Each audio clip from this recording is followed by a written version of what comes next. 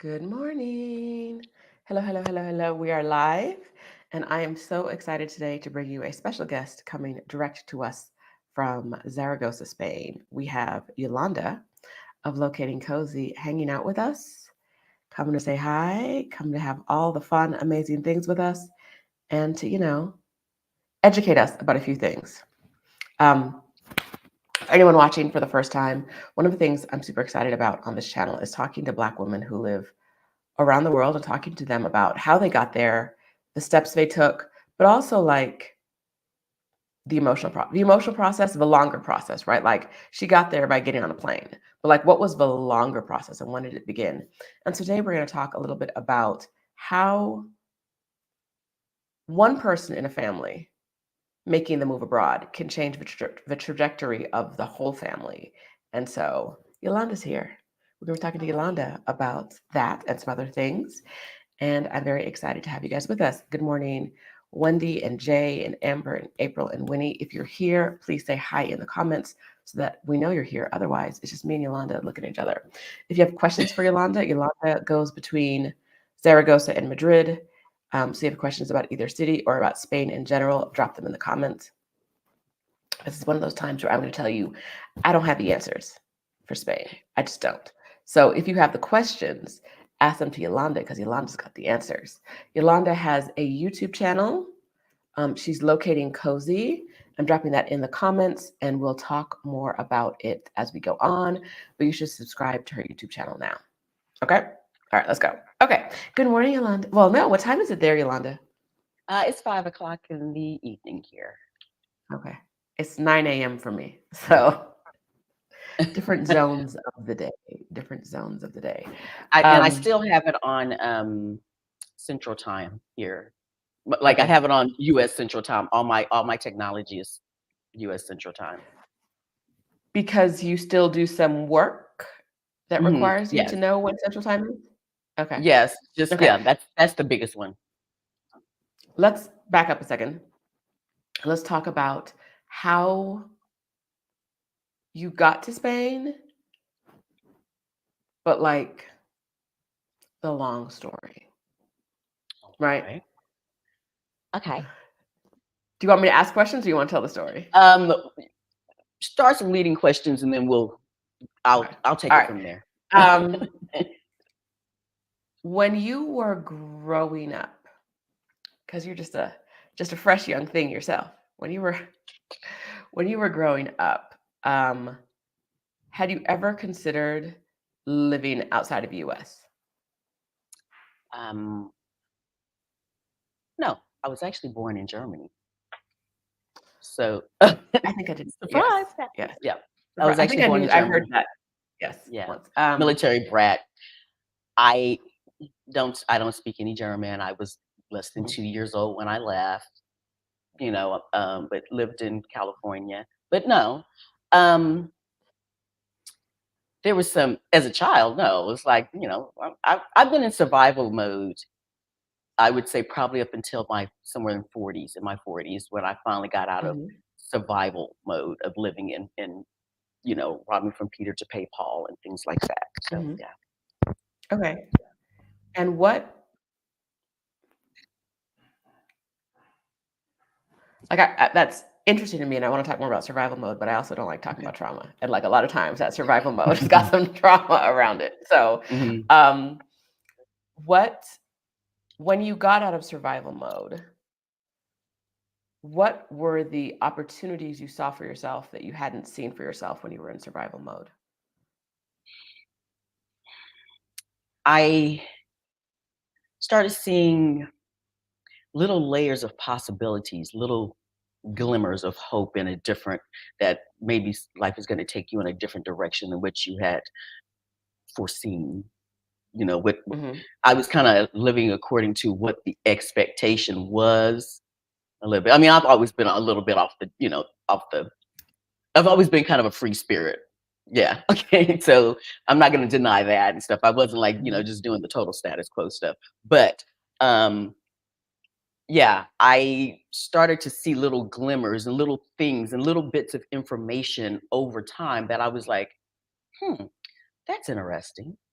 Mhm. That piques my interest. I would love to do that, but again, not seeing yeah, I couldn't see the full path Mhm. for my journey, so I was just getting little bits and tidbits of Mhm. like, I heard somebody did this and this person's traveling a lot, and I think I've said this before in one of my other, when was speaking freely about the jealousy that was overcoming me when I was not my family, but when I was seeing other people kind of doing something, and I was like, "Well, I'll never be able to do that." Thank goodness I didn't speak that into existence. But Mhm. yeah, there was like little layers and little gems along my path that was just like, "Hey, pick this gem up. Keep this in your pocket." What switched you from "I will never be able to do that" to, "Oh, wow, look at all these possibilities"? Uh, well, partially one, of course, is when my youngest daughter did move to Spain. Although not Mhm. even with that did I really think I was going anywhere. Yeah. Mhm. But again, it was like, just put that little gem in your pocket and keep that for later on, you Mhm. know? Um, but it was actually when I think, you know what? I think actually when I think back on it, because I'm like going through a couple of things. I don't know if many people have said this. A couple of things happened. House Hunters International. Okay. That Alright. show got me, and I was like, "Oh, that was another like, how the hell are they doing that?" So I used to be addicted to that show, and I was just Mhm. like, they were just going all over. And I know, the whole premise. There's a premise within the reality behind the scenes. They were Mhm. already there, okay. But it really did pique my curiosity. And then when I really started like realizing things about my job that I was like, I'm not liking how things are going, even though I was blessed to be able to start working remote back in 2018. Mhm. And then when I kind of started and then also there was another factor, my mother passed away in 2022, in early 2022. And I feel like she just about worked herself to death. So there was all these different things that were happening, and finally I was like, let me just really start doing some research. Let me really see what the possibility might be. My daughter's already done it, so Mhm. let's just see. And most people that know me know that I'm the type that when I start doing, if I go down a rabbit hole, I'm going all the way down the rabbit hole. And so, like, if I find out something or something that I find very interesting, I get giddy excited and it's like, let me tell you what I just found out. Mhm. So, to get that information about, I may not have to pay any rent. I can pet sit. There's other Black women doing it already. Um, just all these things all together, I'm sure I got on everybody's last nerve because I was like, I'm going to do all of these things. Okay. And, but it wasn't so, initially when I did give up my apartment back in January of 2023, I just thought I was just going to be possibly traveling around the US or maybe Mexico, pet sitting and figuring things out for the next year, and that's it. But again, it was not until I was here visiting my daughter while I was visiting Spain last year. This is after I had went on leave from the job after attending my first Exodus Summit, 2 days after attending my first Exodus Summit. Yeah, by the way. Um, yeah, that May I wanted to come back. April, May, I wanted to come back. And while I was in Madrid and I was hanging out with a bunch of Black people at a picnic in Retiro Park and just feeling all the vibes, and then knowing that my daughter and my granddaughter and son in law were like an hour and a half away, an hour and 15 minutes away by train, I was like, I think I can do this. There is a certain peace in my mind, Mhm. in my heart. There was a certain Mhm. feeling of being settled that I felt being here. And that's when I really have felt like all the information that I had received from the little gems of knowledge that I had picked up over the years. And then, of course, attending Exodus Summit and then being in community with other women, other Black women that were either thinking about it, have already done it, or in the process.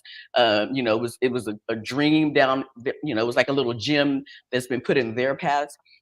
All of that cumulated, it all became real. And Mhm. then I happened to speak it out when I was at a comedy show for a friend, and I happened to say, I really need to figure out how to move here. And this woman turned around and says, I have the perfect attorney for you. And 2 weeks later, I was in a consultation with that attorney. Okay. So it just flowed. Yeah, Once everything. kind of like once you realized there was and this is so key because for a lot of people, this is the step that they miss. And that's once you realize it is a possibility, it all kind of just flowed for you Hmm. to get there. Acknowledging that some things are possible for your life really helped them become possible. And I Hmm. know that a lot of times, like I've been in the place when I saw people taking breaks, like taking gap years, taking career breaks, or like, I was like, Who can do What you that? doing? What you doing? Who can that's not even possible for me.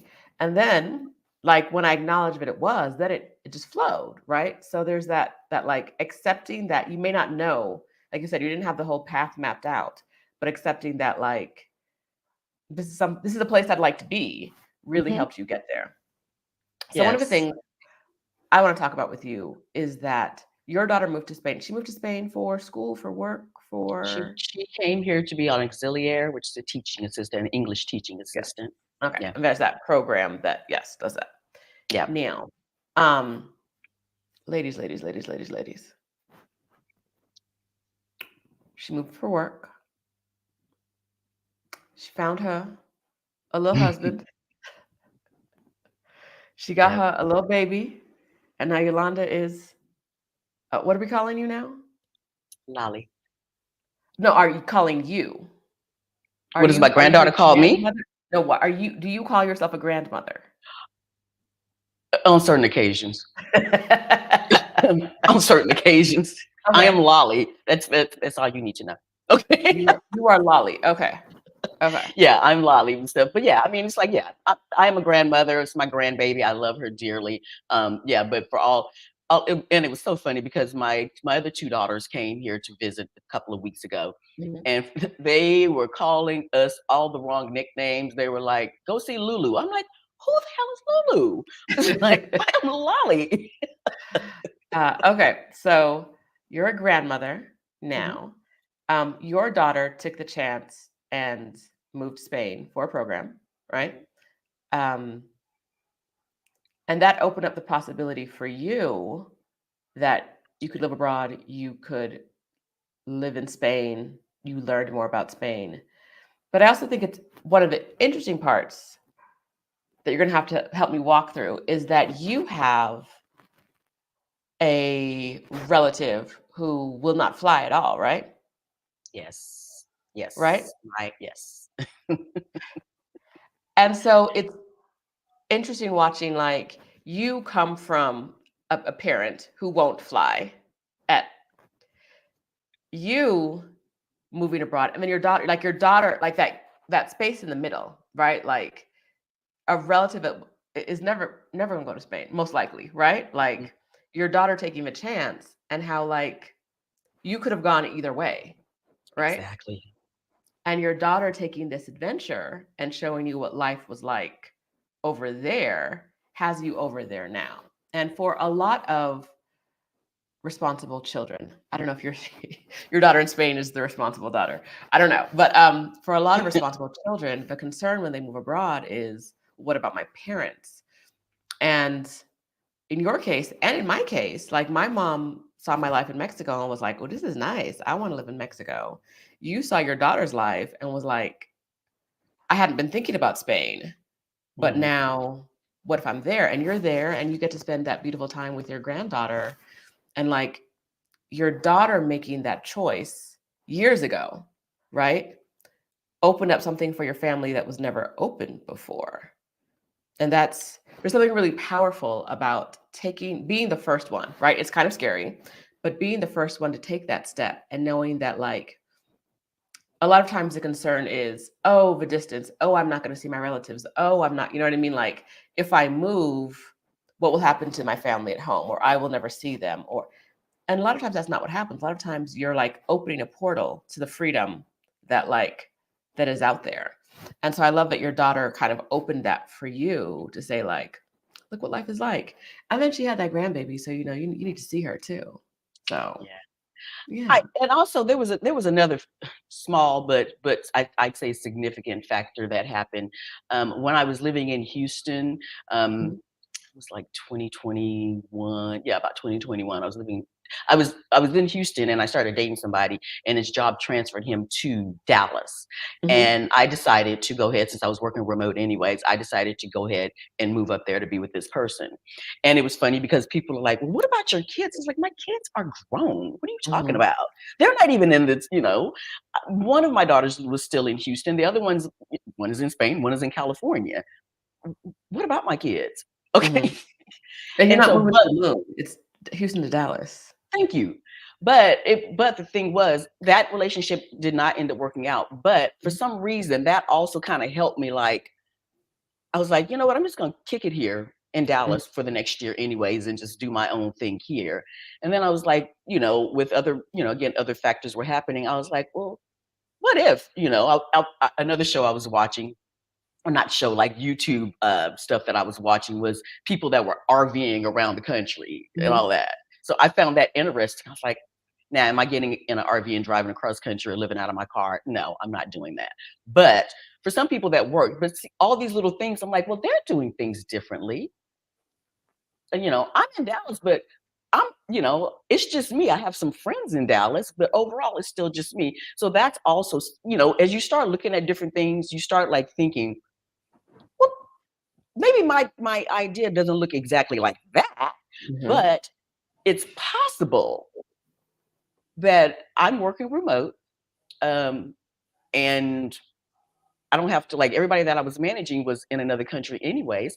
So I was just like, well, let's really start looking. And then there was the factor of I have a dog. And so I was like, well, you can't move because of a dog. And I was like, so you're going to continue to pay $2,000 a month of rent because you have a dog? Okay. But um, go ahead. I was going to say, all of these things happen. And again, I thought I was probably just going to be going down to Mexico. Um, I don't ever think I would have thought of moving to Spain had it not been for my daughter. Mhm. Yeah, it probably, that wouldn't have been on my radar at all. Maybe Mexico, but definitely not Spain.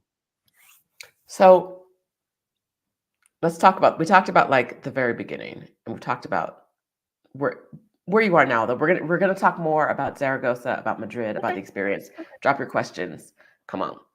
Um, and then I want to talk a little bit about the middle, which was in January 2023. Is that when you Mhm. gave up your apartment? Yep. Yep. Okay, so you may not know this about Yolanda. You may, if you watch her channel. Yolanda said, "I ain't paying rent no more. This don't make sense," and started house sitting full time in the U.S. and did not pay rent for a year, A year and a more, half. year and a Year half. and a half. Yeah, this apartment that I just moved into, this one right here, it's my Mhm. first time paying rent since January of 2023. That's wild. It's because like when I personally think of house sitting, I think about doing it abroad. And I know Stephanie always says like start in your backyard. But the idea that like in the capitalist country that is Mhm. America, right? You can give up your place and still like not pay rent and still be housed is so foreign. It's so foreign and scary to a lot of us. How were you able to step out on faith on that? That, like, there would always be a house sit, that, like, you would be okay, that you weren't gonna be, like, houseless in 2 months. Well, because I heard Stephanie Perry did it. Okay, that was really, because I've known other people that house sit, and I think about like the money that I had spent paying somebody to take care of my pets when I Um, travel. Like I went to, mhm, in 2022, I had gone to Hawaii, and I paid mhm, like some crazy amount for my cat and dog to be well taken care of. Was it worth it? Yes, but I wish I had known about pet mhm, sitting or trusted house sitters, just a couple of months before I found out about it.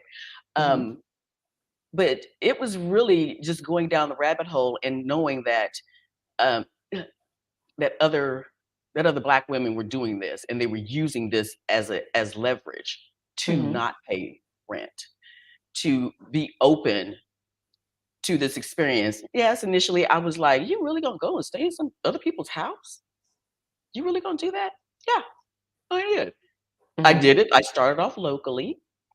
I went back home to Houston, did a couple of sits over the holidays for Thanksgiving and Christmas. Wonderful, experience. Dealt with a dog that had some stomach issues, but that is life. That it is what it is. You have to be, yeah, you have to be. What do they call it? You have to be able to adjust Mhm. to different situations. It wasn't a horrible situation, but it was a dog that had a sensitive tummy. Um, but then after that first sit, I was like, "Oh, I'm giving 2 months because in Texas, you have to give like, for apartment complexes, you have to give 2 months notice before you move out."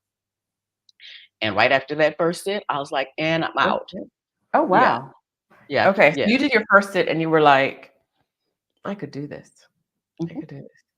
And then you from January 2023, so that was late 2022. So by January 2023, you were like, "No more rent. I'm staying in somebody else's houses for as long as I'm in this country."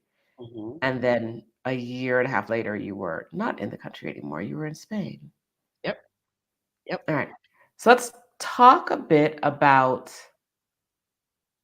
your process. You talked to the attorney. The lady turned around and was like, "Boom, I got you." Right. And then you talked to the attorney 2 weeks later. Um, let's talk a little bit about how you qualified to live in Spain. So there are 19 different types of visas uh, that uh, that you might qualify for Mhm. in Spain. That's 19. That's not talking about the subcategories within each of those 19. So there are many types of visas, and for the most part, I had told myself, "You're not going to qualify for any type of visa. They're not going to accept you because I only had heard about non-lucrative visas where you can't make any money. Mhm. I'm not I'm not retirement. I can't afford to retire. That's not my mission." The other one was digital nomad, which that could have been that was still an option, and that's what I thought I was gonna be talking to my attorney about when I decided to Mhm. use him. I'm not teaching English. I'm not under the student visas and stuff. So anyways, we met with the attorney and, I was like, "Okay, well, what can I do?" And, it was like an hour-long consultation, and he was like, "So your daughter lives there?" And I'm like, "Yes." Like, "Is she a resident?" I'm like, "Yes." And he's like, "And your daughter is married and you have a son-in-law." And like, "Where is he from?" And I said, "Well, he's from Colombia." He's like, "Okay. So this is what we're gonna do." Okay. So there's something called the family reunification. And there's a Spanish verbiage for it, something yeah. I'm not gonna try to say it. Yeah, don't, because I don't want to butcher it. But That's fine. basically, it's family reunification. Mhm. And under that, there are different types of Mhm. family reunification.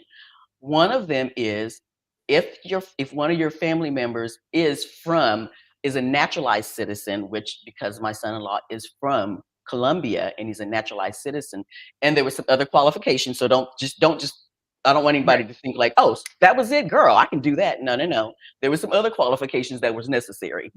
Um, but yeah, because my son-in-law, because he's my family now, that's my son. Yeah. There was a special qualification, and with that, I could actually start the visa process here in Spain. Now, I didn't know until I did my live with my attorney last week, which I'll drop the link in just a bit. But I didn't even know that had I tried to do it through my daughter's residency, I would have had to start that whole application process in the US. But because Mm. my son in law is a naturalized citizen, because he's from Colombia and has moved here, and whatever treaties that they have between, Mhm. Colombia, Latin America, and here. Yeah, so there was all the paperwork that I had to get together in the States. Like you still have to do your federal background check and all that stuff. But I had to get it together within 90 days of the paperwork had to be submitted within 90 days of the date on like the federal background check and all these other things. There's like a 90-day period. So I had to wait until I think I did the federal background check in February, and like we got that down to the wire because it was almost expired by the time we got the other things done. Um, but yeah, everything he said, don't go to the consulate in the States because of this type of visa application. You started here in Spain. Okay. Yeah. So the note that I'm taking from all of this is you might not have a son-in-law who is a citizen in another country, Yeah. but if you have a child who has residency in another country, right? Like if you're going to get residency in another country, it may be easier to get another family member, like a parent Hmm. or a child in the future, to get that residency as well. And so like that's what we're talking about when we're talking about how like the family can, like one person leaving can create a chain reaction for many more people to leave, not just emotionally but also legally, right? Yeah. And so your daughter, who I need to have on the channel one day, your daughter really, um she created something, and when she She came. catapulted me into this whole new world, Yes. girl. Not Okay. at an Exodus summit. No, but when your daughter came, was she planning on staying, or was she planning on coming for the program and then going home? She told me, because she told me 8 months in advance that she Mhm. applied for this, she was going to wanting to go to Spain for a year, and then my Mhm. oldest daughter busted her and said, "Didn't you tell me you were supposed to be gone for 2 years?" Mm. So, yeah. Mm. So but for all intents and purposes, her goal was that she was gonna go have this wonderful experience and come back. But, things change. And, she met she met this person, this wonderful guy, like about a month after getting here, and it progressed. And, they got married a few years later, but in 2020, when did they get married? 2021. They got married in 2021 Mhm. and stuff. Where did they get So married? they got married. They were still on lockdown. So we had to do, it Mm. was February 2021. Was that right? Okay, I don't know. It was in 2021. Anyways, but they were still on lockdown, and yeah, Spain was not playing. It wasn't like there was no like revolting back and saying we want our rights. No, you were on No. lockdown. Yeah. But but they just ended up going to the courthouse and getting married, and they had like the video cam in the courthouse, so all of us That's around nice. the world and in Colombia, yeah, we were on a Zoom watching them get married. Mhm. They had actually paid for some things because they were planning a bigger wedding, but in the end, it just was like, let's just get married and be happy, and if we Mhm. want to do a reception later on, yeah. But yeah, it all worked out. I do want to say that, so when I say that I started the actual um visa application process, it was to start in Spain. Please note this was a conversation that I had, the consultation I had with the attorney back in April, early May of last year of 2023. The stuff that I had to get done was going to take a year. So I still had to come back to the States. So it wasn't like I it wasn't like like the attorney was like, you can just stay right now. No, I Mhm. had to come back to the States and wait a year to get things in order before I could actually submit the visa application. So, Okay. and that was the Okay. longest year ever. Oh my God. Okay. Because But it was the longest year ever, but we weren't paying rent. You were house sitting. You were bopping around. Like where did you go in that year physically? so in that year, right before I spoke with the attorney, I had, because I was supposed to, don't you say anything smart. I was supposed to be going to the Exodus Summit meetup in Marrakesh, but things changed and I wasn't able to go, but I still had my plane ticket to go to Morocco.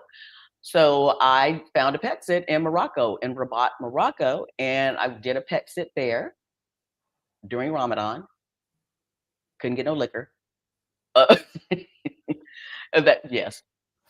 So Um, you chose a random pet in Rabat over your Exodus friends. Is I had that to what you're make a telling the people decision, today? Are those the but words you're using to tell the people today? I had to do what was working best for me. But what about me? What about what works best for me? No? Saw you, girl. I saw you. Yes, we got to hang out. Whatever. So Whatever. then but when I came back to the States, in between that visit last year and seeing the attorney, I also went to Portugal and saw Mhm. Halisi and Krishan and Adelia, and yeah. Y'all hear this? Hear this? Now I want to tell y'all, Halicia's meetup was immediately after the Exodus Summit meetup, which means Yolanda was in the area at the time, and she made choices. You hear the okay, all right, y'all have heard this. Adelia and Halisi and Krishan. But what about Rashida and Stephanie and the rest of the Sending Exodus y'all home? so much love, so much love. It was wonderful. No, no. Any hoodle. Okay, Yes. so you moved. You're in Mhm. Zaragoza now. Um, talk to me about. For those of you that don't know, Yolanda is part of my YouTube membership. We got a whole bunch of people in the community here. I see Abba and Teresa, and I'm going to scroll to see more names. Nichelle, I'm scrolling. Aileen, Janice, a bunch of y'all are here. Anyhow, we meet about once a week, and we get together on Zoom and chat. And a year ago ish, what is time? Who knows? A time ago, Yolanda said, "Yes, my daughter lives in Zaragoza, Spain, and I'm moving to Spain, but I am not moving to Zaragoza. I am moving to, was it Madrid? Madrid is my Yes. city. Yes. Madrid is my city. I am a whole and complete woman in Madrid. That is where I will be. I will not be in Zaragoza." Man, I tell you what, you be like, declare it. You know what? I do believe in speaking things into existence, Hmm. but I'll just say this: God showed me a better way. That's just the bottom line. I was blessed to be open. I had to keep. The thing is, you can make your plan, but you have to be open to the possibility of changing that around some, and that's what I had to be open to. I was I was like, I don't care what nobody. I don't care how much Madrid costs. I am going. That's where I want to be. And something just kept in my heart and my mind was like, hold off on that. There's some better options. And so I had to open myself up and listen, really listen. And when, God was like, well, you could spend, $1,500, or you could spend 1,000, or you could spend 700 and still have access to all the places that you want to go. Let's talk about that. So I was like, Okay, hello, I'm listening. so Okay. it wasn't the baby that got you to Zaragoza completely. No, no. And I love with all the love in the world. No, uh-uh. Okay. Because it was for selfish reasons that yeah. Yeah. So you're an hour and a half outside of Madrid, which is the city you Yep. like, right? Mhm. By train. And you are paying half the rent you'd be paying in Madrid. Yep. Is that Yep. right? Yep. And you're Roughly. closer to your family. Yeah. It works out great. It just really does. Yeah, it works out so wonderfully. Just because again, it's an hour and 15 minutes by Mhm. train. Yeah. I'm sorry. It's an hour and 15 minutes by train. And hour and 15 minutes to Barcelona. And Mhm. yeah. So Oh, the thing is, it's between Barcelona and Madrid? mhm, mhm, yeah. Oh, okay, I'm hearing this now. That's kind of best of both worlds if you're gonna be in Spain. Yeah, it is. It's Okay. really, really super convenient. And then, like I said, I'm already looking for pet sits in now that I have been approved for my visa. Um, I It's like to get to Lisbon to go to Portugal. It's like an hour and 25 minutes by flight. Okay. Yeah, Okay. by flight. Yeah, and so So so. what you're saying is that what she hasn't said, which I'm gonna say now, is that like all of Europe's opened up for you. Very much so. Because you can be in the zone as long as you want now with this visa, Hmm. right? There's no Yep. limitations about what countries you're going to be in or how long you're going to be there. And if you're not in the Schengen zone, you could be there however long for most of them for a long time anyway. So Yeah. you have getting this visa really opened up travel in Europe and you could be in, I mean, not the UK because they dumb. but you could I plan be on going to in. France in January. There's another young lady from in the Ooh, Exodus Summit that's actually in France, in Paris right now. She's going to school, and so she's from Texas also, and we were ooh, talking. Yeah, she came. Oh God, oh, don't get me to lie. Hold on, I'm gonna look her up and stuff because it's bothering me now. Um, and if you're on here, please say your name, sir, because I feel bad and I feel like I don't want to lie. I'm trying to think of who goes to school in Paris, and it's not coming to me either. Because So y'all be she in the Exodus Summit group not telling me what you're doing, and I don't like that. Come on and give us updates, please.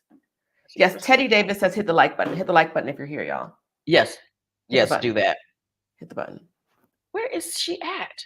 Okay, Tasha. Her name is Tasha. Um, but she was supposed to try to come to Madrid and meet us in Madrid in October Mhm. because we're having a meetup in Madrid. But she won't be able to make it because it's during the week. So I was like, well, I just got approved, so I'm planning on heading to France to hang out in Paris with her, hopefully in January. Yes. Okay, that's fun. Now let's talk about the Madrid meetup, Oh, but okay. also give me some details about the Spain meetups, please. Okay. So the first one, which is going to be October 23rd, is the Madrid meetup for Black women. For Black women. Okay.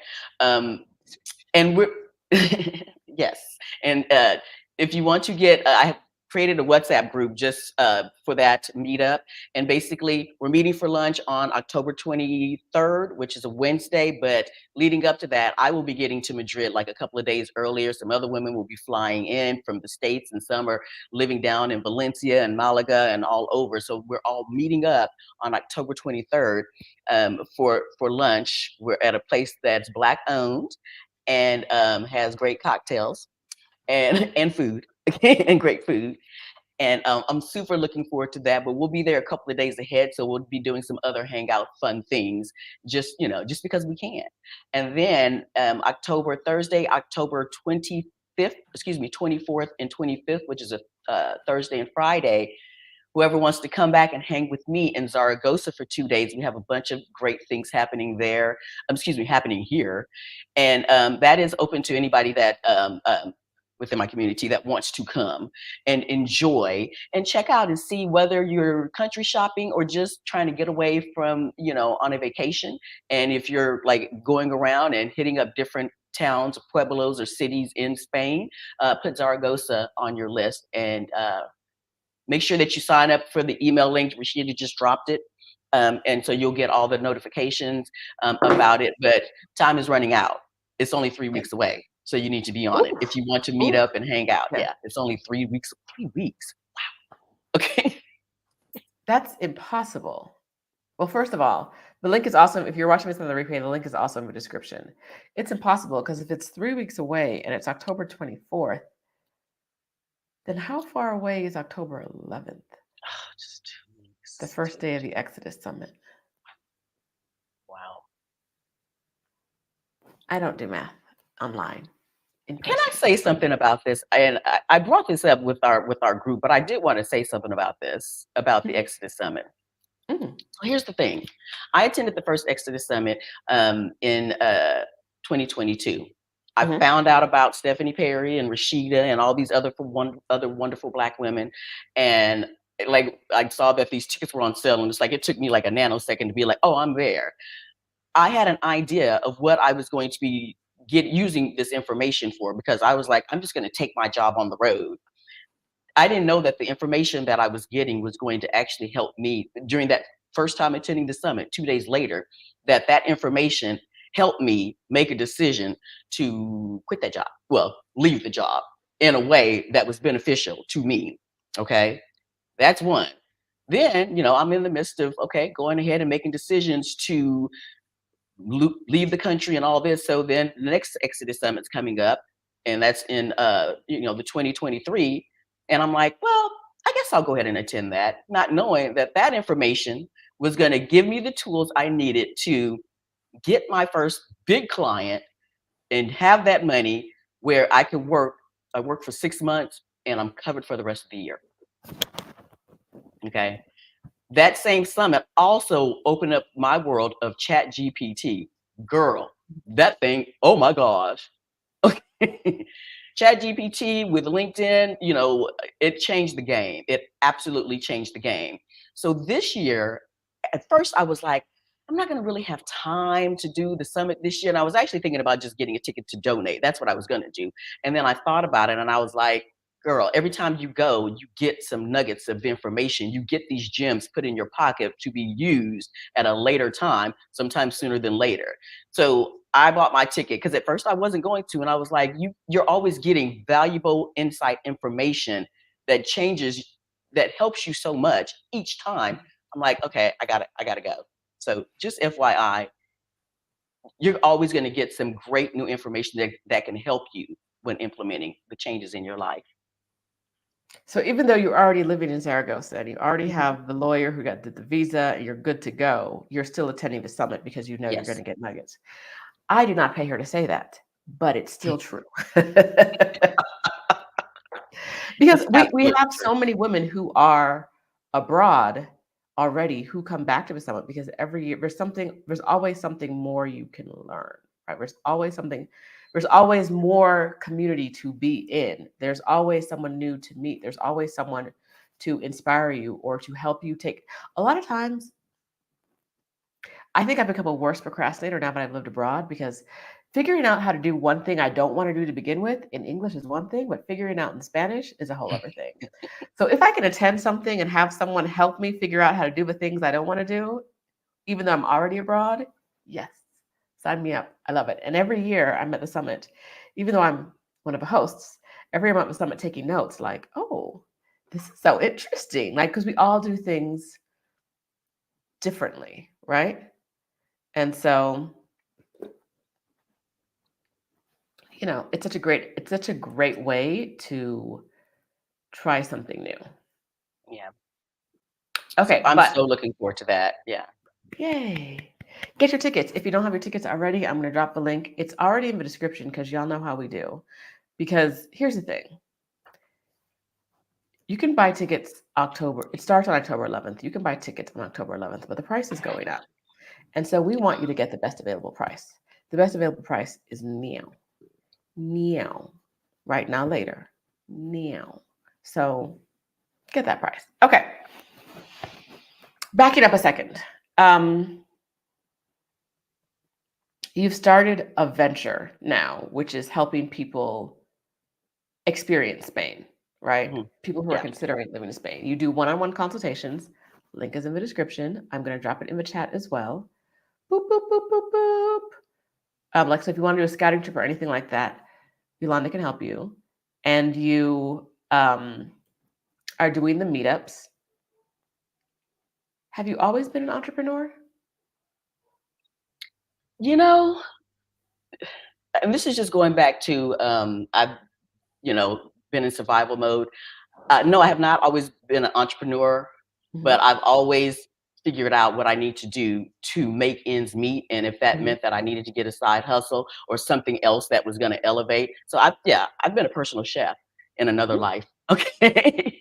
I didn't know you Yeah. could cook at all. Okay.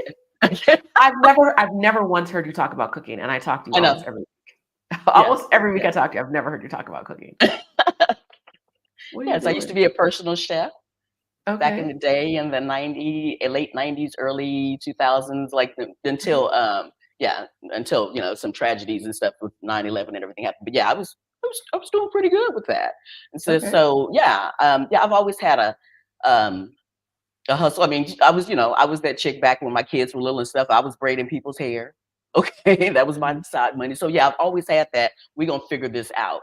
I was the person when my youngest was in high school. My side hustle, which actually helped a lot and stuff, was I used to do passion parties. Ooh. I was a Okay. great salesperson. Yes. So Um, yeah. what you're doing now is I want to say like one of the things embedded in the Exodus community is community. And so what we see a lot of people doing is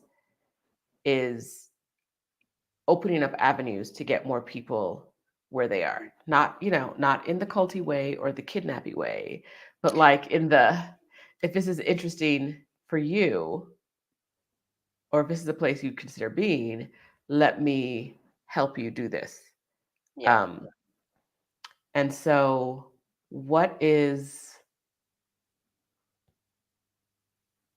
what can people expect when they work with you? If they want to come to Spain and they work with So you, what can they expect? whenever, I mean, right now I have like, I've had like a visitor right now, as a matter of fact. But one of the top questions that I want to ask when sitting down is why? Mm-hmm. You know, why? What is it that you hope to get out of this? Whether you're just coming because you just want somebody to show you around all the, and tell you all the great things and maybe even some challenges about being in Spain. You just want to get the real scoop, or if you're actually really considering it. Um, I like to share, find out from you what your reasoning, your bottom line, your takeaways that you want from the experience, and to cultivate that, to speak to you honestly, to share some of my challenges and some of my, of course, great successes. And it's not just about, of course, my fondness is definitely Zaragoza. So this is where I'm going to speak into the most, because I love Zaragoza and it's just an untapped resource that is just so beautiful. And again, the fifth largest city in Spain, okay, with 682,000 people, okay. But also, if even if the meetup for Madrid, I created like a stuff you can do. And it's Mm-hmm. not just the stuff that's like the serious touristy stuff that everybody goes to. It's like some of the and it's a growing list of things that I experience. I like to share for other people to experience. So I just want Okay. to bring the knowledge and showcase that there's a history everywhere, no matter where you are in the world, there's a history. So anybody that's like, well, they were one of the original colonizers. Yeah, okay. And Texas and United States still is. Okay. It's like, but that may not come across right, but anyways, I said it. You said it. You said Okay. But the bottom line is, it doesn't mean that you have to um, not appreciate the opportunities now. it. Mm-hmm. So that's my encouragement, to be able to show you around and help you appreciate everything that it has to offer. So you'll have a clear understanding of what your options are. Okay. Backing out for a second. Okay.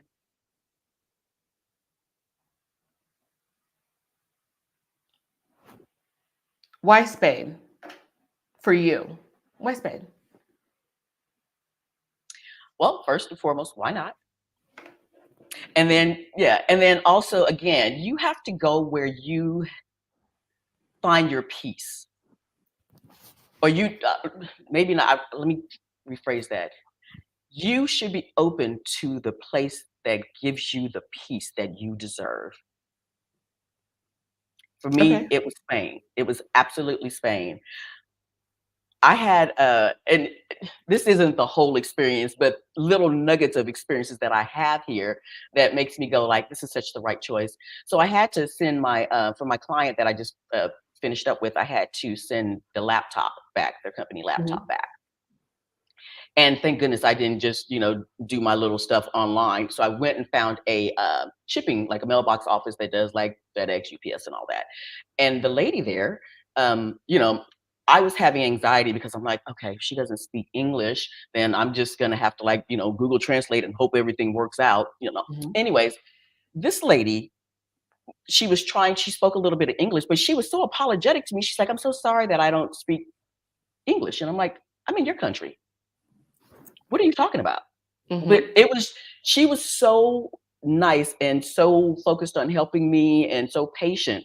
And but a couple of days later, I had to go and get something printed, and I don't have a printer. So I was with my daughter, and we go back, and my daughter wanted to go to another like place to get something printed. And I was like, no, no, no, we have to go to this place. She's like, why? What's the big deal? It's like, just trust me. And so the line for the place she wanted to go to was a long line. And so we walked right around the corner to this other place. And as soon as the lady and her husband were there and they started talking, and she was like, you just meet the most interesting people that just seem to really like you. Okay. Mm-hmm. And so she understood that vibe that I had with them, because she was like, those are people that you would actually be friends with. And I was like, I know, right? Okay. So you are meeting friendly people. Hmm. You like the vibes. It's in alignment with who you are and where you want to be. Um, Zaragoza, Madrid, Barcelona. Tell me the best for you, the best and worst things about those three cities. Barcelona is, I appreciate Barcelona more now than when I first came to Spain. My first time coming to Spain, I flew into Barcelona in 2018, and it was just too much. It was just, Mhm. I mean, plus I was with family. I mean, thank goodness, but it was like we were on a schedule. But it was like just too packed and too busy for me. And but I've gone back a second time because I've done a pet sit in Barcelona, and I had a wonderful time. It was just me, myself, and me, so I was able to get lost, walk around. The history and the architecture is what I love about all things in Spain. Mhm. Absolutely, I love the architecture. I go to Madrid. Whenever I go to Madrid, I'll be in the cab or taxi or Uber, and I still just look up in awe of the beautiful architecture. Mhm. It's just so amazing to me. Um, in Barcelona, I it's more there's more people that do speak English, so it's not as hard. It's not as hard to communicate. The same goes in Madrid. There's more people that'll just be like, "Stop trying to talk Spanish to us. Let me just talk to you in English." Okay. so, Mhm. so I do appreciate it. I'm not afforded the ability necessarily to practice my Spanish out in public sometimes because people are busy. Um, what I like about Zaragoza now is what I didn't like. When I first came to Zaragoza, I felt like it was too small, and there was not a lot of options, I felt like, to do things. Now it's just bursting at the seams. Yeah. Now I could, like there's a couple of places that I like to go to. So whenever I have somebody coming in, like the person that's here now, and there was another lady from the group that was here, not Darian. She was here last week, and I like showing it around and helping people understand that the food scene is amazing, and you have so many options. Um, Mhm. yeah, I clearly get very passionate about that, and also, yeah, in Madrid, the Black community in Madrid is amazing.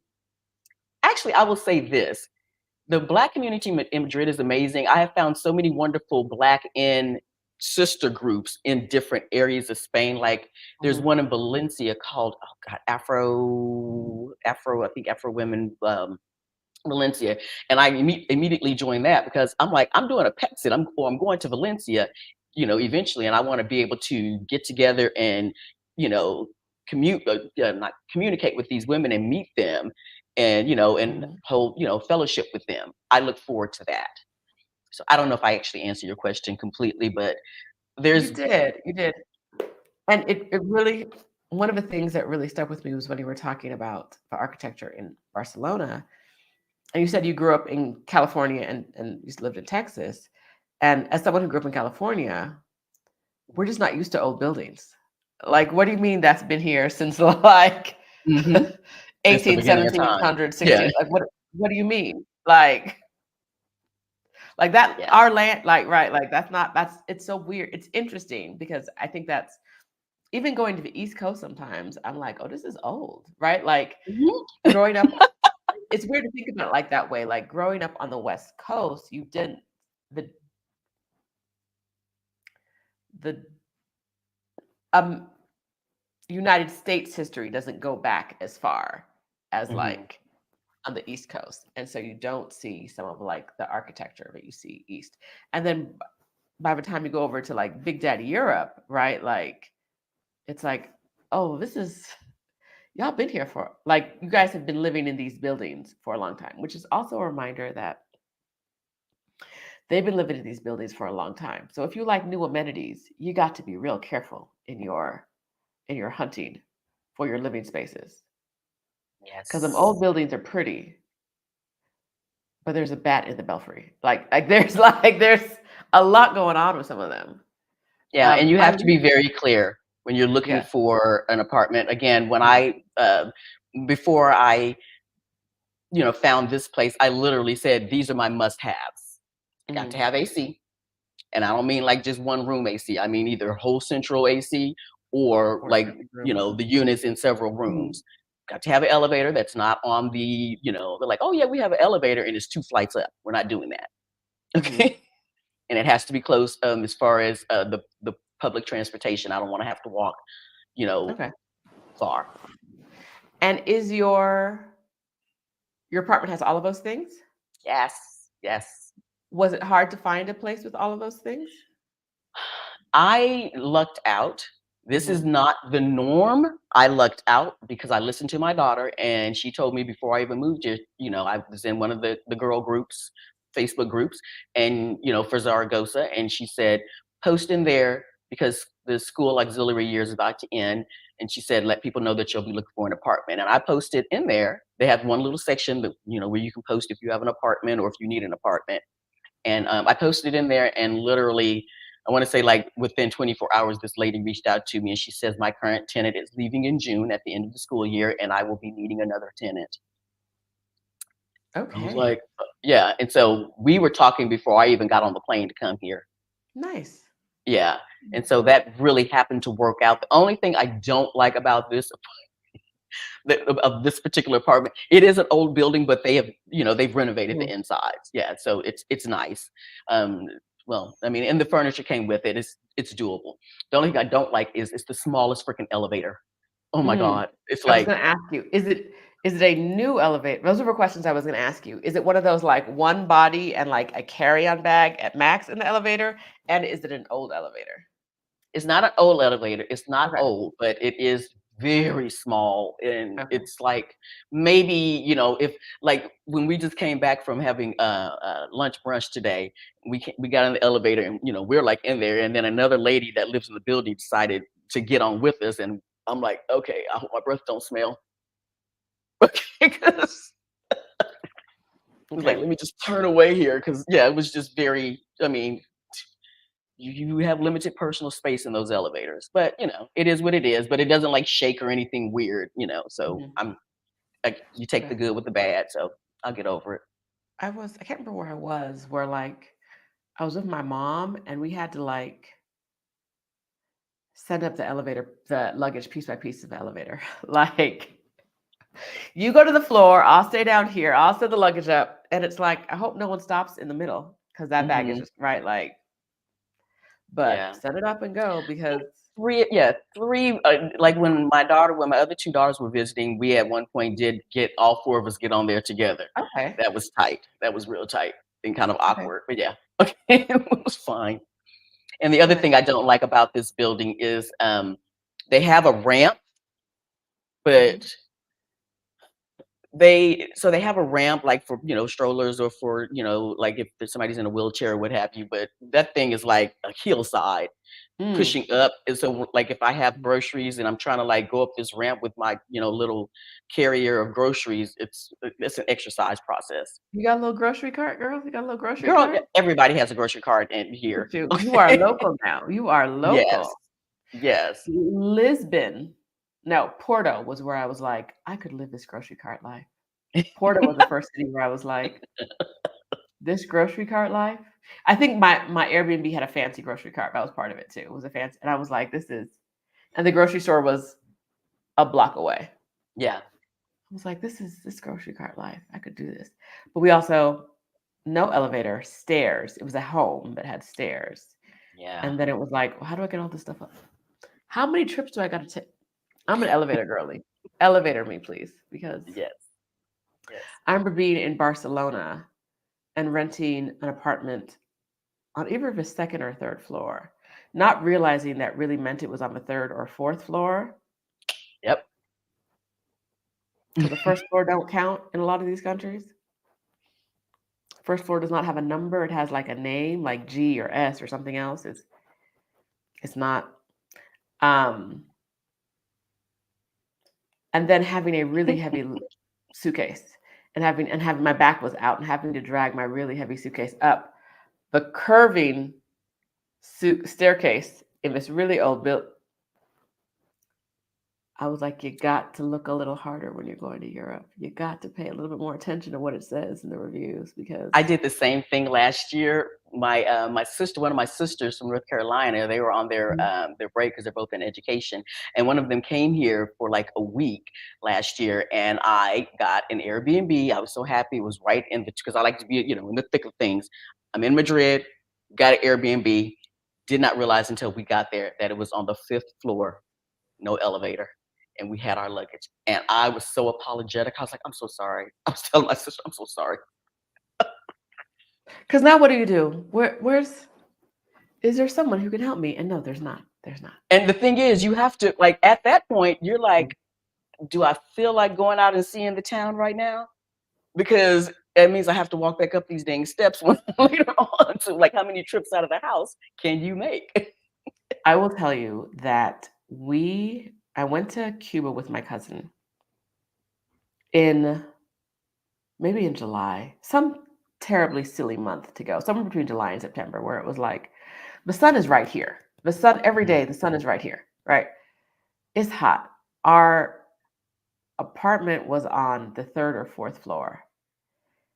Anytime we left, we were like, okay, we're out. Because once we go back up those stairs, we're not coming back again for the rest of the day. So like Mhm. we are out, we are outside. Whenever we leave the house, we left once a day.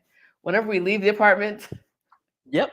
we got to do everything we're gonna do. Because if we go back upstairs, first of all, we're exhausted from being in the seat, so we're gonna lie down, right? Hmm. And then knowing that in order to get to do more stuff, we got to go down the stairs and then at the end of the day back up the stairs. We It leave it one changes your time. whole plans. It changes Changes your everything. whole plan. It's too hot. It's too hot. It's too high.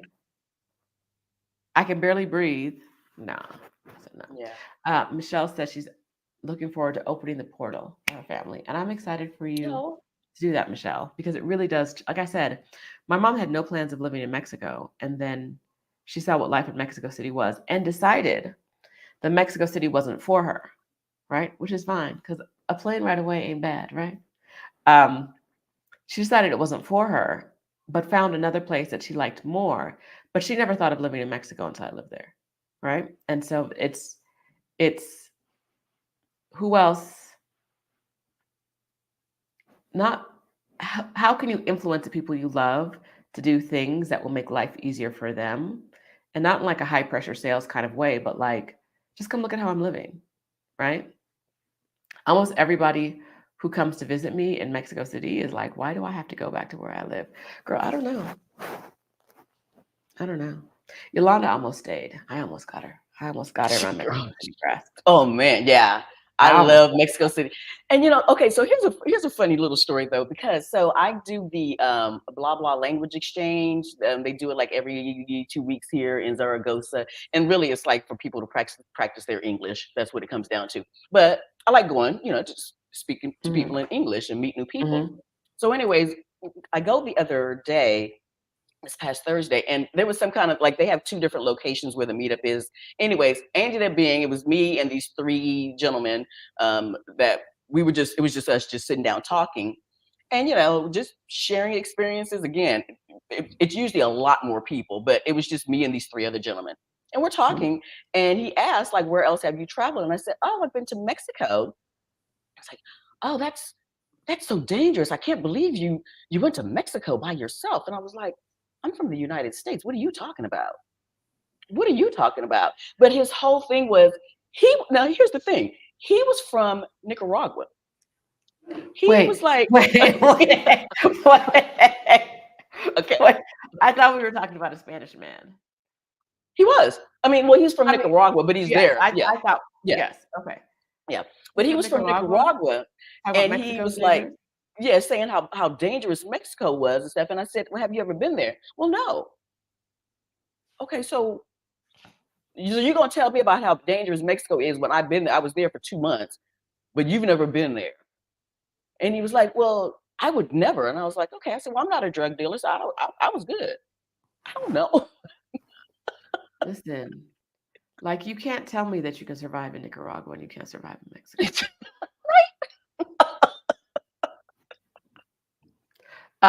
Unless you're connected in some way in Nicaragua and you're not connected anywhere else. You know what I mean? Like Otherwise, like, Right. I don't believe it. I I don't don't want to believe know. I don't want to it, right? know. I'm not a fan of Okay. questions.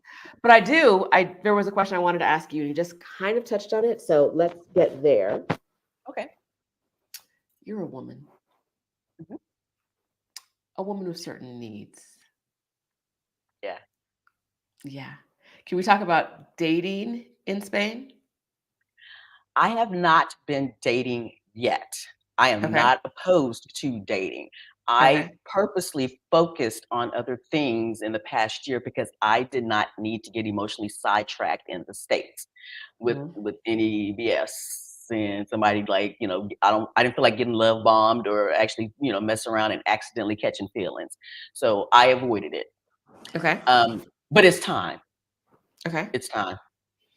Do you see when you're out and about in Zaragoza, do you see people and you're like, I see it. That could Oh, be, yes. Oh, yeah. yeah? Okay. Just last night, there was like, and it's maybe for all intents and purposes, just nice eye candy passing by and Mhm. stuff, but Imma turn my head and be like, "Hey." Okay. Are you actually like, hey, or are you just like, he's so cute from a distance? Um, Depending on the circumstances, and case in point, so last night we were out, me and my guests, we went out, and, there was a table of 3 people sitting beside us, and I turned around and I noticed that this guy was looking at me, and I was like, "Hey, how you doing?" Mhm. It wasn't like, I mean, I wasn't like overt, but it was definitely like, "I see you looking and I'm gonna keep eye contact with you." And so in a very pleasant way. But did we have conversation? No, but it was just like, "Okay, I'm getting the looks. I get the attention. It's great." Mhm. And then when we were coming back, to the place, was it today or no, yeah, today and stuff, there was this gorgeous looking, there's some nice eye candy here. There was this gorgeous black man, just gorgeous. And I was like, I was like, "Okay." Now at that point, I was like, "Don't be so obvious." But yeah, it was some nice eye candy. Now, I do wanna say I haven't tried it out yet, but there is an app that, my friend that's staying here, she just told me about called, Nomad Soulmates? Ooh. Write this down. Yes, Nomad Soulmates. And she just told me about it, and she's met a couple of, nice gentlemen. Mhm. So I was like, "I'm gonna check that out because yeah, I do need to get back into my dating game." I miss being totally transparent, I miss holding hands. I miss a cuddle. Oh, I would okay. like that. I do miss that. Okay. Yeah, I mean, don't get me wrong, I ain't too old, but yes, I do miss the affection. Okay. Yeah, and so yeah, so I keep my options open. Do you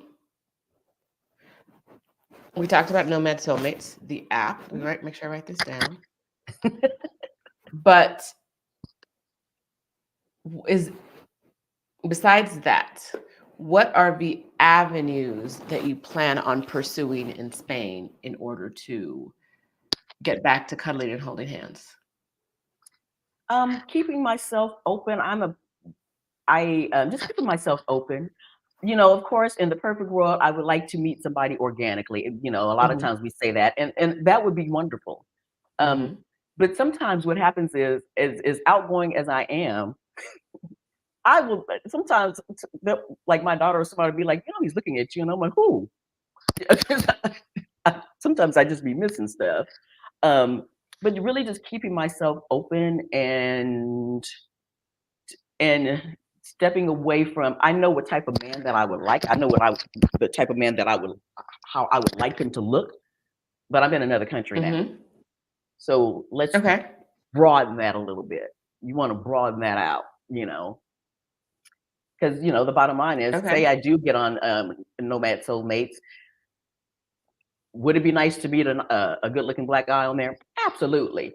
But also, I'm not going to limit myself and be like, you're traveling the world, but you can only see a black man from the United Right. States or whatever it is and stuff. So, yeah, keeping myself open to that. And again, whether I'm here um, in Zaragoza or if I am, hanging out in Madrid, yeah, keeping myself open to the possibility.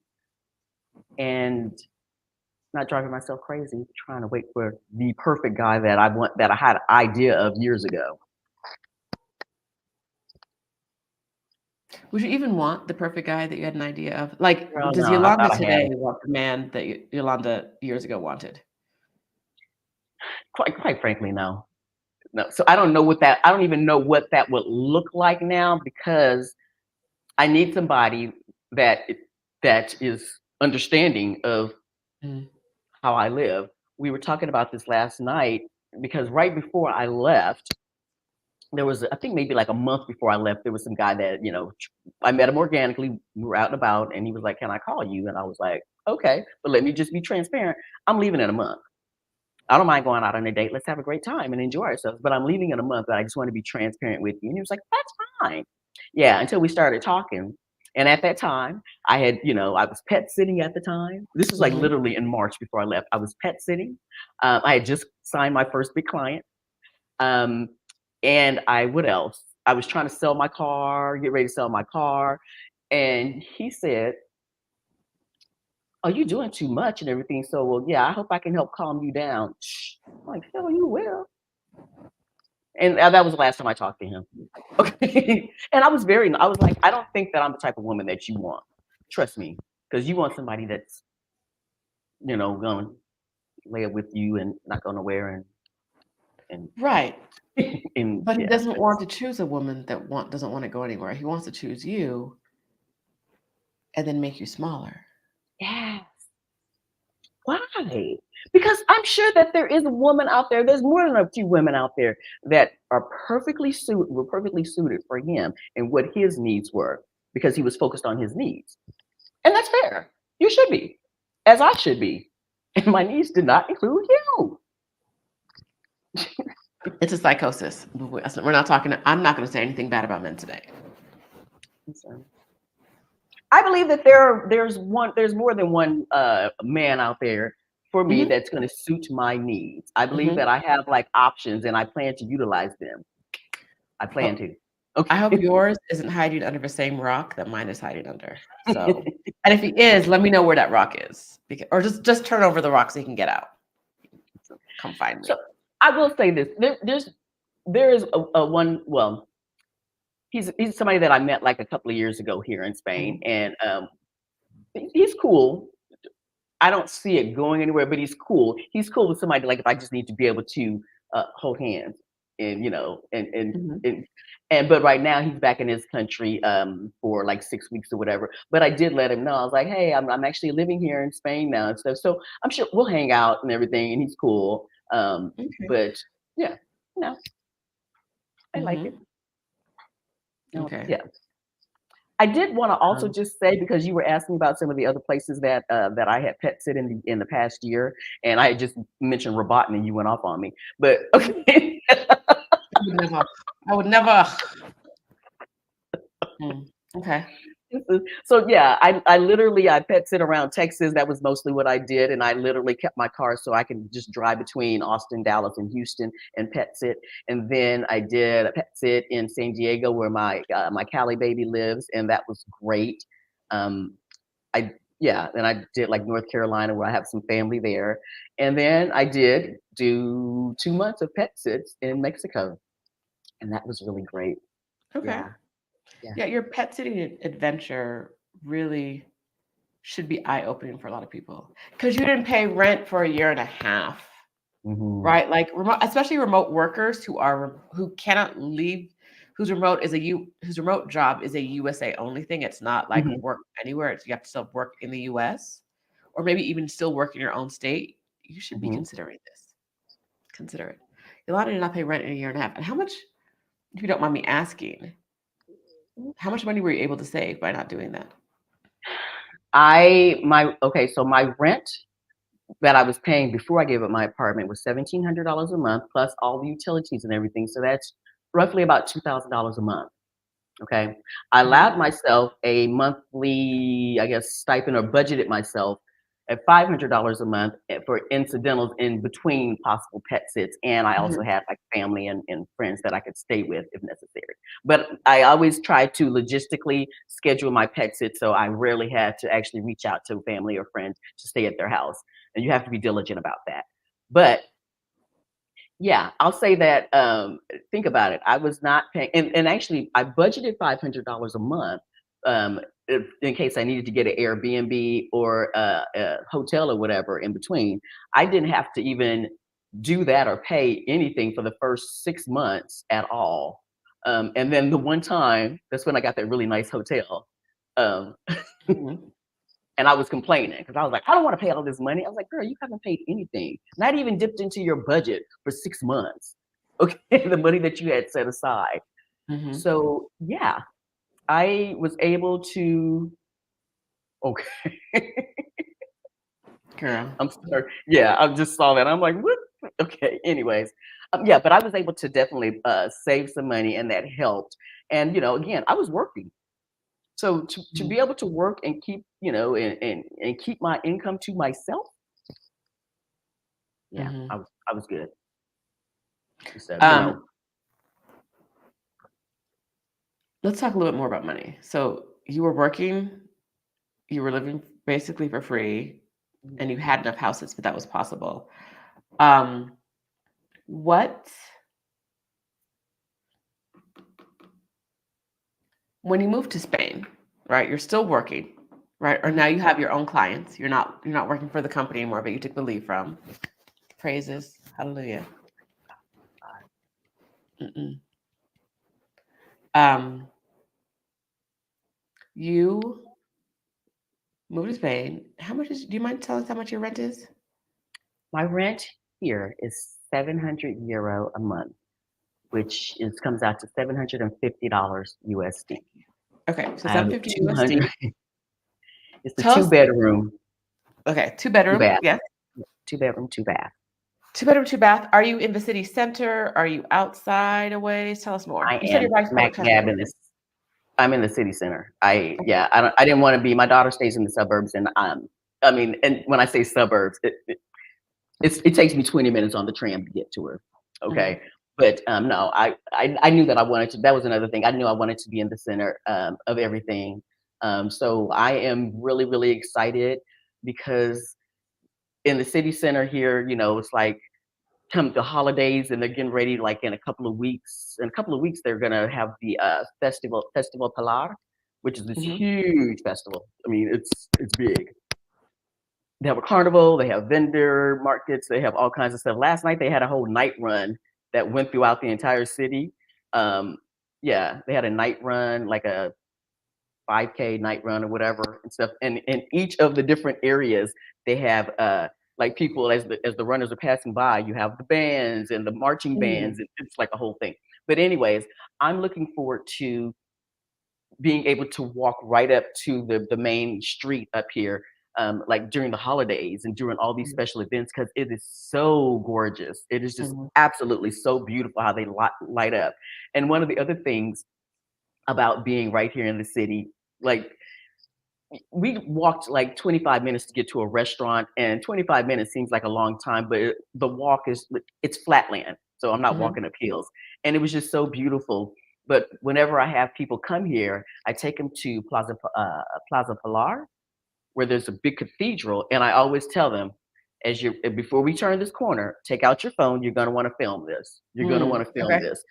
And so everybody like always comes around the corner and sees the big cathedral, and it's like, oh my goodness. So my friend is here now. We're getting ready to come around the corner. I said, take out your phone. She's like, oh, fine. I was like, okay. She went around that corner. She's like, oh my God. Oh, whoa. Okay. I see what you were saying. Like, Okay. you want to go back and Alright. try that again? Mhm.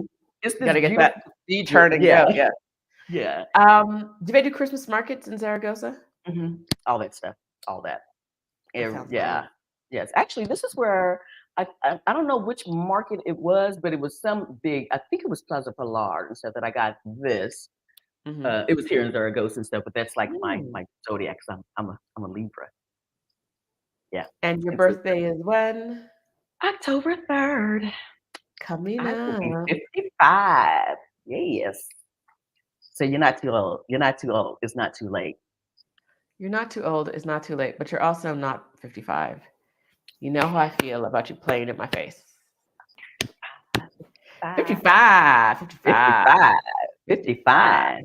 Okay, so your rent is $750 USD basically Mhm, for 2 bedroom, 2 bath, city center, close to public transportation, close to mhm, grocery stores and everything else. Everything's yeah, walkable.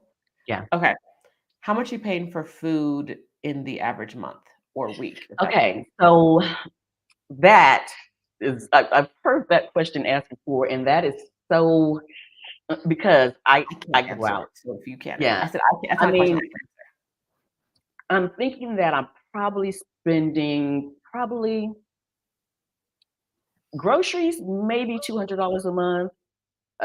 Going out for dinners and stuff, well, that's that might be like $400 or $500 a month. Yeah, that's my expense. That's my business. Okay. Okay.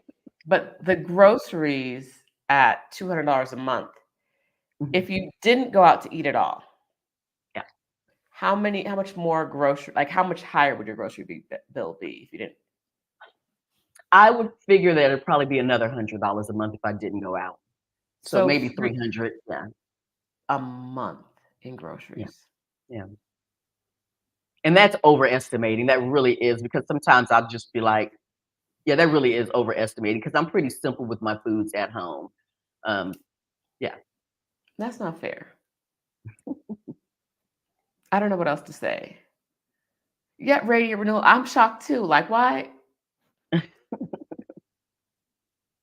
And it's are you good. shopping at grocery stores or at local markets? Where are you getting most of your food? At the local grocery stores, there's like on Fridays, there's a farmer's market that's close to the university I live close to a university. Yes. Mhm. There's like two different, I think 2 big universities here. Um, and so yeah, they have that, and then they have like a Saturday farmer's market because I like to go there to get my beets or, because I be Mhm. juicing vegetables and fruits now, girl. Okay. Um, but then what I was feel like that? you don't find a man at that farmer's market. Let's see. We'll see about that. My daughter I already told me where I need to go. Uh, I joined a gym that's close by here, uh-huh. by where I live stuff, but she went to another gym. Her and her husband went to another gym, and she's like, "There's a lot of black men at this gym over here." I was like, "Oh, well, that's where I'll be going." Okay. Really good. Go If get me a if visitor not pass. for the Let's eye go. candy, who Okay. knows? Let's Yeah. see some muscles in action. Hey, Yes. yeah. Okay. Um, But yeah, I was gonna say, yeah, so there's the Mercadona, mhm, which is like the main grocery store. That's my favorite. If anybody's in Texas, it's like the HEB mhm. of Spain. So so yeah, I go there. They have great products. There's some other grocery stores. They have the grocery store in El Corte English, which is like, I know that. yeah, Whole Foods Central Market kind of Yeah. prices. Okay, but yeah, Uh, good I know quality that stuff. from Lisbon, where it's also a department store, I Yeah. believe. Mhm. Yeah. Yeah, Okay. that's the main thing is the department store. Yeah. Okay. Yeah. Um, yeah. So Jennifer pointed out that with rent and food, you're paying 1050 Mhm. USD for a 2 bedroom apartment. Yeah, and my Which electricity is let's see, during the height of, the heat which was in August, I paid it was €100, and that was with me running my AC all the time. is there any particular thing that coming from America, you're like, oh, this thing costs too much? So, for an Here? example, for me, it's in Mexico, it's electronics. These numbers, what are these numbers? Right. So, is there anything like that that you've identified? I knew so coming before I came here, I knew that about the electronics. It's the same thing here. Same It's thing. like Okay. crazy expensive. Yeah. So what I did was before, like I think it was like maybe a week before I left, I bought a new laptop Yeah. because I had had my other one since 2018, and it was just time. And so I Hmm. was like, you know what, you're going to be needing one soon, so just go ahead. So I bought a new laptop. Um, you know, is there something like that are more expensive here?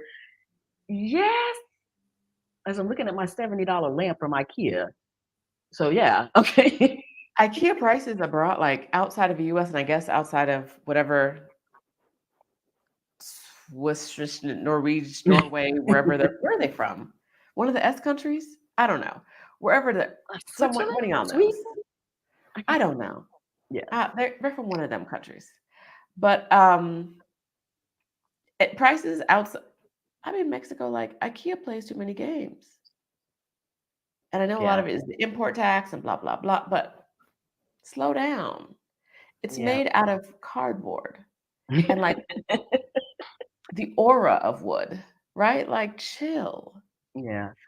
Um, The thing is so back when when I had an apartment, it doesn't really matter now, but I've always had like a little TV in my bedroom, and this apartment came with the TV in the living room, and I was like, I started to get a TV, for another part of the house, and I was like, you don't need that, you're good. Like I can spend my money on other things besides electronics or a TV here because I'm like, I don't even want to know how much that's gonna cost. mm-mm, Because the TV that I have is not, it's just like an old, like regular TV. It's not a mhm, smart TV, nothing like that. So mhm. I was like, you know what? I ordered that little Fire Stick and yeah, I'm good. Yep. Abba said she needs to buy a tablet and watch before she leaves the US. I definitely you bought your laptop. I bought one time when I went back to the US. I needed a new laptop, so I got it on the way. Like I'll get it when I'm back in the US Mhm, because gross. I bought a desktop, an Apple desktop, in Mexico, and buying it in Mexico, it came from outside of Mexico, but getting it delivered to my home in Mexico cost more than it would have cost to buy it at regular price in the States and fly it back down. But I didn't mhm, want to do, with the desktop, the big box, I didn't want to do that. But I was still like, I could be on vacation. I could go on vacation and come back with the mhm. computer for the same price as getting it in Mexico. Yeah. Y'all might do a little too much.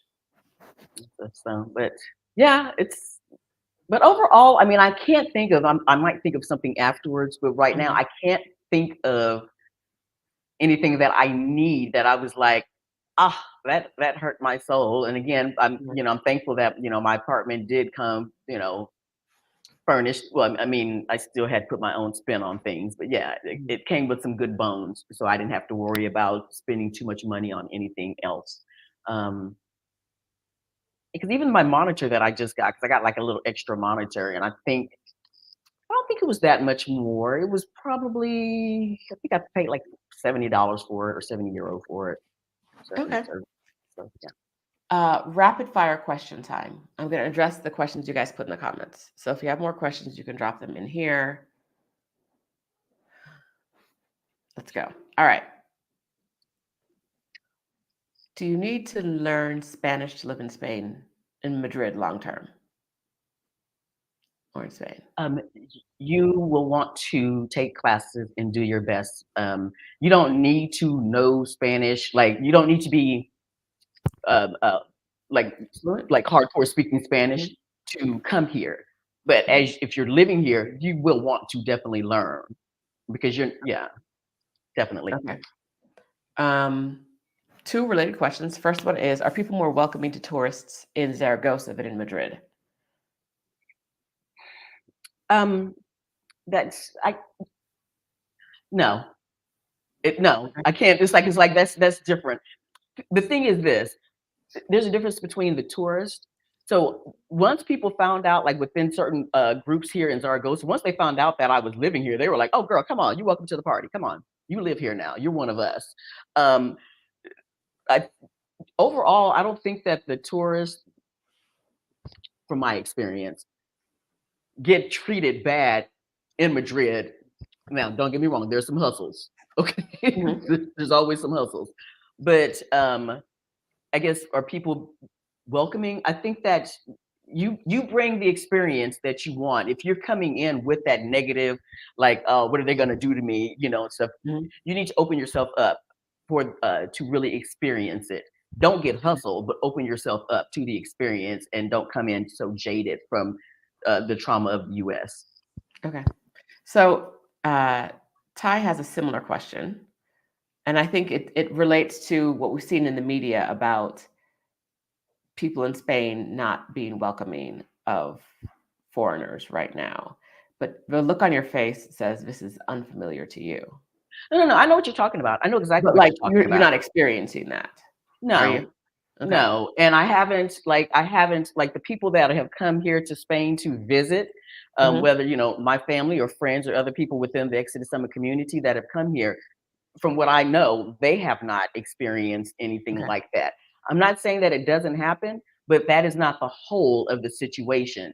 So what you see, and it is terrible what's happening and what's happening to the locals and maybe how they're actually projecting that onto some tourists, but that is Hmm. not the whole of the situation Okay. of what you will experience here.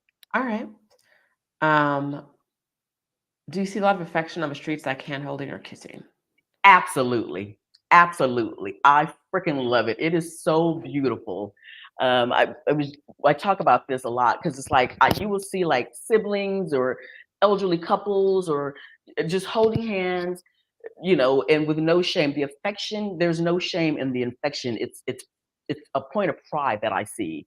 It's like, yes, I'm walking down the street holding my wife's hand. We were on the tram last night coming back from dinner, and there was an older couple that was on the tram, and I mean, they were like, he was like, kind of grabbing. I think she kind of like put her hand in his pocket, and he kind of tapped her butt, and I was like, okay, yes, Okay.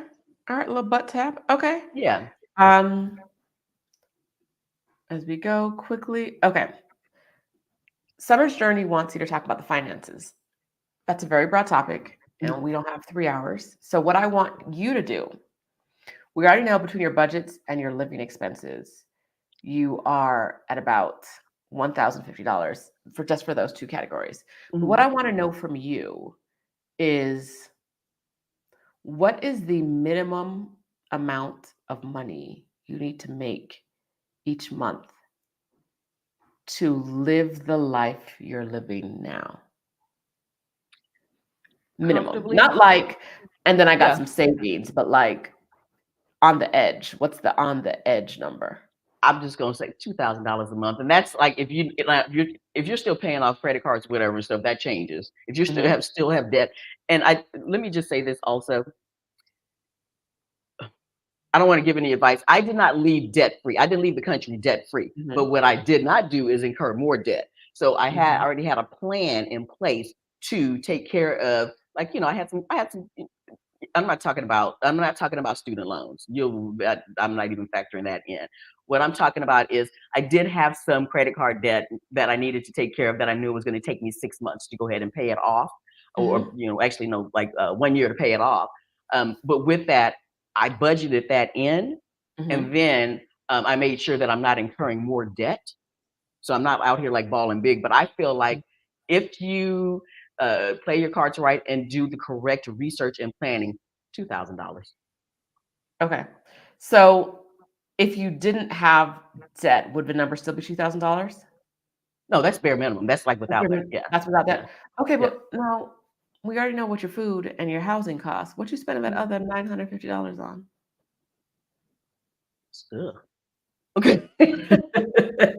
But okay, so Ugh. that's kind of what I wanted to know. Like, it's not like that $2,000 I mean, some is of that could be all going like into serious savings. business. There's fun in Yeah. there as well. Yeah, there's some Okay. fun, yeah. There's some fun. There's some, I might be putting some away. I might be buying a few things to make my home even more Mhm. my style. Um, just that open. It's just my open income that says, okay, you're okay. The open income that just says I'm okay. And like I pay like $40 a month for my gym membership. Mhm. Um, my internet is like 25. No, my internet is $20 a month, €20 a month. How Okay. much? Like So, $25. sorry, So excuse yeah, me. So, for $24,000 a month, you could live comfortably in two Zaragoza.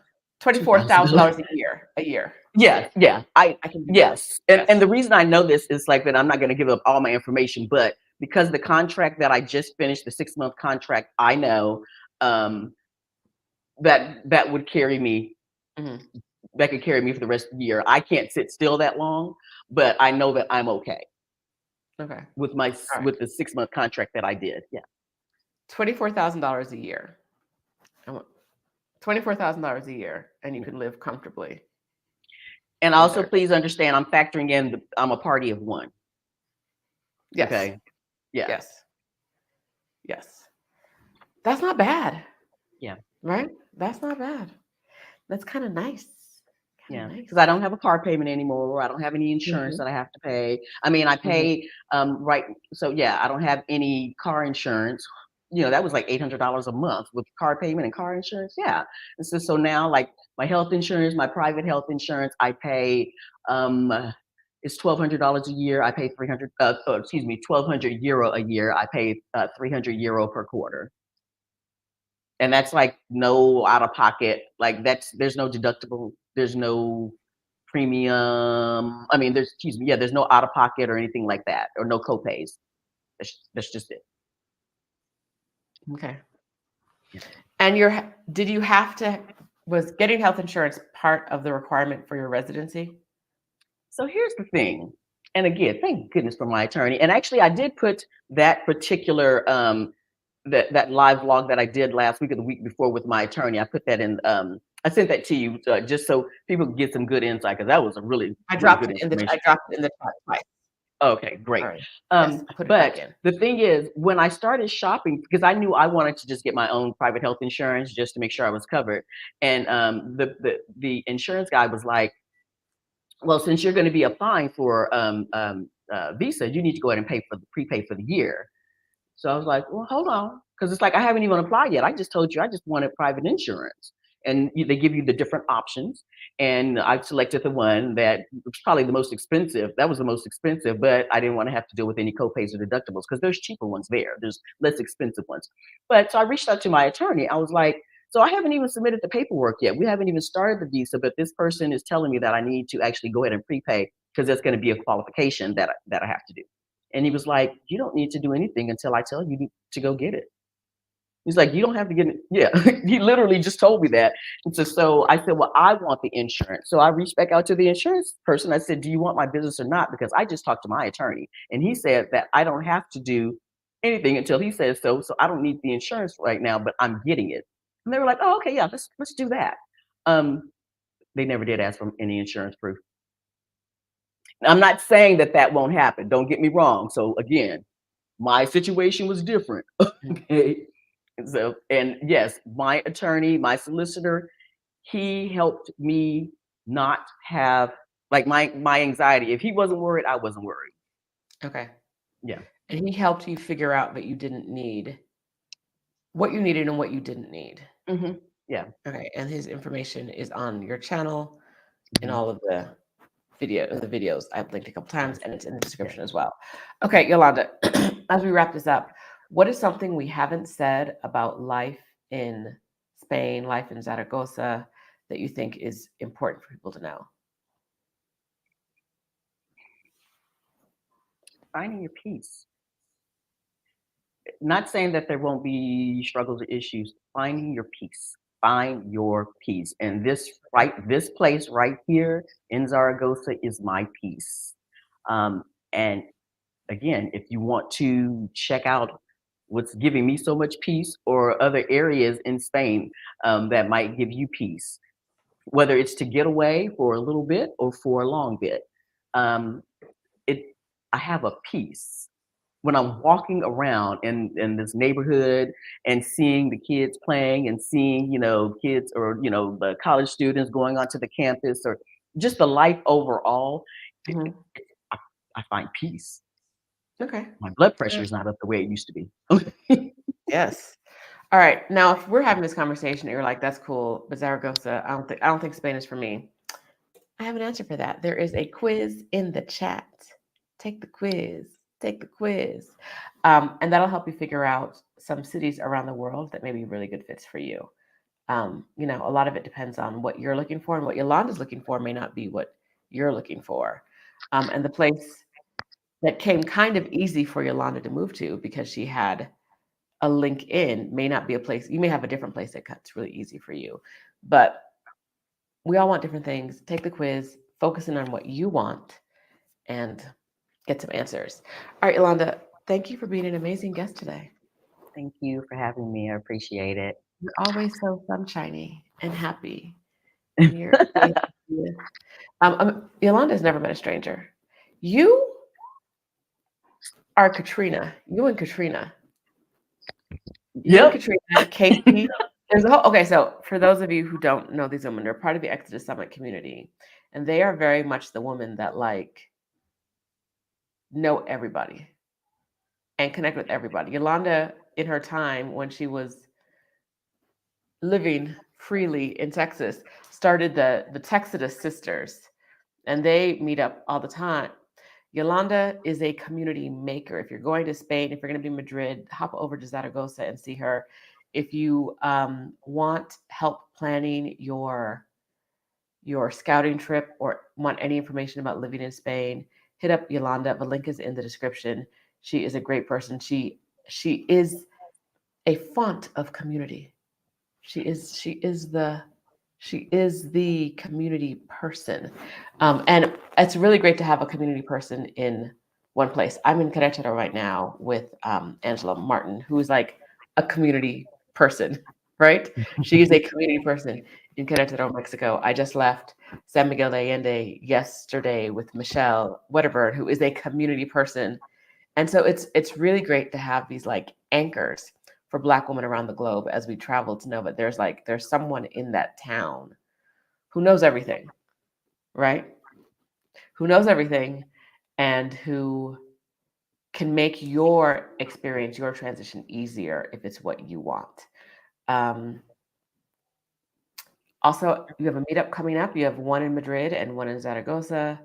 Yeah. Information is in here. If anyone wants to get more information, you can hit up Yolanda on Instagram. Her information is in the description. Yolanda is amazing. She is a friend of mine, which means no, you can't have her, but you can like her a lot. You can want her, but you can't have her. Oh, her Instagram is not there. I'm dropping her Instagram now. Okay. Okay. Um, boom, boom, boom, boom, boom. Yolanda, what haven't we said? Ah, I'm like, I don't know. So, I'm like the big sister. Just a quick thing I just wanted to share. So last week when Dorian was here and she had been traveling, and then she came and when we came back from eating, she lay down on my couch. Not everybody's invited to my house, just FYI. Okay, but she laid down on my couch. I brought a sheet out and I was like, okay. I was like, I'm not doing mama style, but I was like, rest, child. It's time for you to rest now. And that's we sat down and we're watching the episode, one of your episodes. But it was like that. That's me. I want to be as supportive as I can to the Black women that are trying to make some changes in their life and help them locate their cozy. I like that you're a stop on our unofficial railroad, which is not underground. Our railroad is not. All out We are there. loud and proud. It is not underground. But yeah, I love that. I love that you're a safe space for the women around the world. Yolanda, thank you so much for being here with me. Everyone, thank you so much for watching. If you haven't gotten your tickets for Exodus Summit yet, you're missing out. You're missing out on being in community with women like Yolanda, women like Angela and Michelle, women around the world who are in the places you want to be or are currently attempting to get to the places you want to be. And that community is what will supercharge your move abroad. And so we want you there if this is something you want. And I love that for you. So come on down. October 11th through 14th, all online. Yolanda said this will be her third time attending. She's already going to be living abroad for like at least half a year by the time the summit starts, right? Or less. Yep. Okay, yeah, she's gone I'm and here. she's still coming to the summit. You should not allow yourself to miss out. So come, we'll see you there, and we will talk to you later.